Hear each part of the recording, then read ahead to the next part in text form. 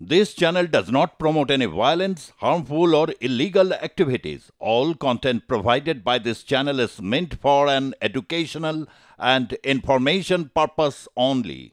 চিকিৎসক সমাজের সঙ্গে মুখ্যমন্ত্রীর বৈঠক। সরকারের সঙ্গে এই চিকিৎসক সমাজে যে দূরত্ব তৈরি হয়ে যাচ্ছিল সেই দূরত্ব কমাতেই ধনধান্য অডিটোরিয়ামে আজ বৈঠক। বৈঠকে রিঙ্গাল ল্যাকটেট স্যালাইন ইস্যু থেকে প্রসূতি মৃত্যুর ইস্যু থেকে আরজি কর ইস্যু, তার পরিবারের প্রতি সমবেদনা থেকে চিকিৎসকদের জন্য ঢালাও ব্যবস্থাপনা এবং তাদের স্যালারি ইনক্রিমেন্ট থেকে শুরু করে আমরা ভাতা বৃদ্ধির ঘোষণা সব কিছুই দেখলাম। কিন্তু তাতে দূরত্ব কতটা ঘুচবে এখন সেটাই প্রশ্ন। কারণ সার্ভিস ডক্টর ফোরাম এবং জুনিয়র ডক্টরস ফ্রন্ট তারা কেউই কিন্তু এই বৈঠকে ছিলেন না। এক পক্ষকে আমন্ত্রণই জানানো হয়নি, অন্য পক্ষ ধিক্কার জানিয়েছে। কথা বলবো, আমাদের সঙ্গে রয়েছে আমাদের প্রতিনিধি সায়ন্তিকা বন্দ্যোপাধ্যায়। সায়ন্তিকা, সব থেকে গুরুত্বপূর্ণ বিষয় কি উঠে এলো আজকের এই চিকিৎসক সমাজ এবং মুখ্যমন্ত্রীর বৈঠকে? দেখো, বেশ কয়েকটা গুরুত্বপূর্ণ সিদ্ধান্ত কিন্তু জানিয়েছেন মুখ্যমন্ত্রী মমতা বন্দ্যোপাধ্যায়। তার মধ্যে নিঃসন্দেহে অন্যতম যে মেদিনীপুর বিষাক্ত স্যালাইন কাণ্ডে যে সমস্ত জুনিয়র চিকিৎসককে সাসপেন্ড করে দেওয়া হয়েছিল, তাদের ভবিষ্যতের কথা ভেবে সুপ্রিমো জুনিয়র চিকিৎসকদের সাসপেনশন প্রত্যাহার করে নিলেন তিনি।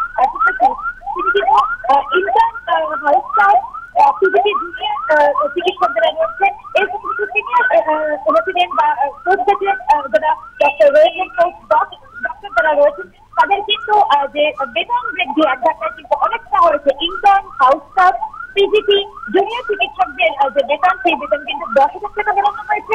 এর পাশাপাশি সিনিয়র রেসিডেন্টের যারা রয়েছেন তাদের বেতন এক ধাক্কায় 15,000 টাকা বাড়িয়ে দেওয়া হয়েছে।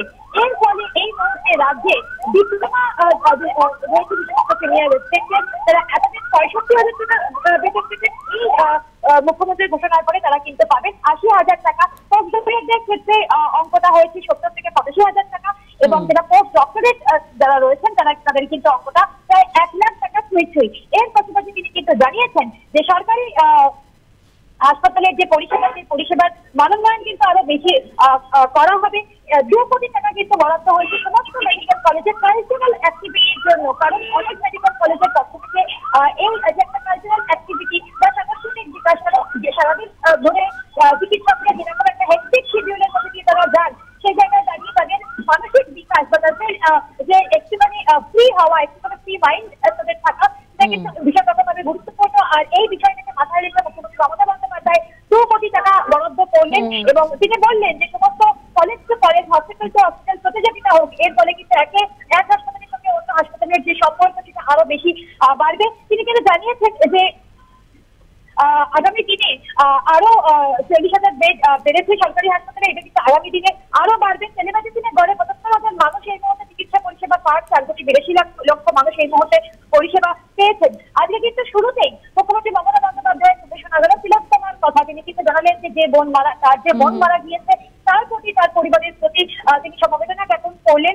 এবং একই সঙ্গে তিনি কিন্তু এই মুহূর্তে প্রত্যেকটা হাসপাতালে যে সমস্ত পুরুষ ডাক্তাররা রয়েছেন তাদের কাছে আবেদন করলেন যে যেসব তাদের যে সহকর্মীকে যারা রয়েছেন তাদের যে নিরাপত্তার দিকটা সেটা যেন তারাও একটুখানি দেখেন। সরকারের পক্ষ থেকে সমস্ত রকম ব্যবস্থা কিন্তু করা হবে।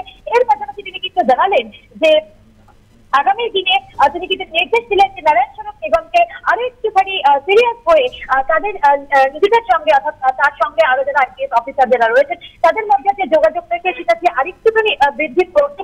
একটা দুটো কাজের জন্য সরকারের বদনাম যেমন হয়েছে, এটা যেমন মুখ্যমন্ত্রী মমতা বন্দ্যোপাধ্যায় তিনি অস্বীকার করলেন না। এর পাশাপাশি তিনি কিন্তু জানালেন যে রাজ্যে কিন্তু ক্রমাগত স্বাস্থ্যের ক্ষেত্রে অনেক ভালো ভালো কাজ হয়ে চলেছে এবং এক্সপায়ার্ড ওষুধ স্যালাইন স্টক কিপিং করার জন্য 3 মাস অন্তর অন্তর তিনি নির্দেশ দিলেন। এবার দেখার বিষয় একটাই যে ক্ষোভের জায়গা তৈরি হয়েছিল আরজি কর আবহের হাত ধরে, সেই ক্ষোভ কতটা প্রশমিত হলো জুনিয়র এবং সিনিয়র চিকিৎসকদের। সেটাই কিন্তু এসডিএফ এবং জুনিয়র ডক্টরস ফ্রন্ট তারা তো ছিল না এই বৈঠকে। তাহলে কি তাদের সঙ্গে যে দূরত্ব তৈরি হয়েছে সেই দূরত্ব ঘুচবে কিভাবে, সেই প্রশ্নটা বোধহয় থেকেই গেল সায়ন্তিকা। একদম তাই। যদি জেডিএফ এর কথাই প্রথমে বলা হয় যে গতকাল সন্ধ্যাবেলাতেই তারা একটি সাংবাদিক সম্মেলন করে মুখ্যমন্ত্রীর আজকের এই ডক্টর স্পিচকে তারা ধিক্কার জানিয়েছে এবং এই যে জুনিয়র এবং সিনিয়র রেসিডেন্টের এই যে বেতন বৃদ্ধি, সেই বেতন বৃদ্ধিকে জেডিএফ এর পক্ষ থেকে কতটা স্বাগত জানানো হচ্ছে তাদের একটি সাংবাদিক সম্মেলন তাদের পক্ষ থেকে করতে পারে আজ বিকেলে। তবে এর সঙ্গে এখনো পর্যন্ত চূড়ান্ত কোনো কিছু জানানো হয়নি। তারা এই গোটা বিষয়টাকে কতটা কি জানাচ্ছে, সেটাও কিন্তু একটা গুরুত্বপূর্ণ বিষয়। এর পাশাপাশি সার্ভিস ডক্টর ফোরাম তারাও কি বলছে সেটাও কিন্তু ভীষণ রকমভাবে গুরুত্বপূর্ণ। অর্থাৎ সার্ভিস ডক্টর ফোরাম বা জেডিএস তাদের সঙ্গে দূরত্ব এখনই মিটে গিয়েছে এমনটা কিন্তু এই মুহূর্তে এখনই বলা যাচ্ছে না, অন্ততপক্ষে তারা যতক্ষণ পর্যন্ত কোনো বিবৃতি দিচ্ছে। সেটাই। ধন্যবাদ শান্তিকা।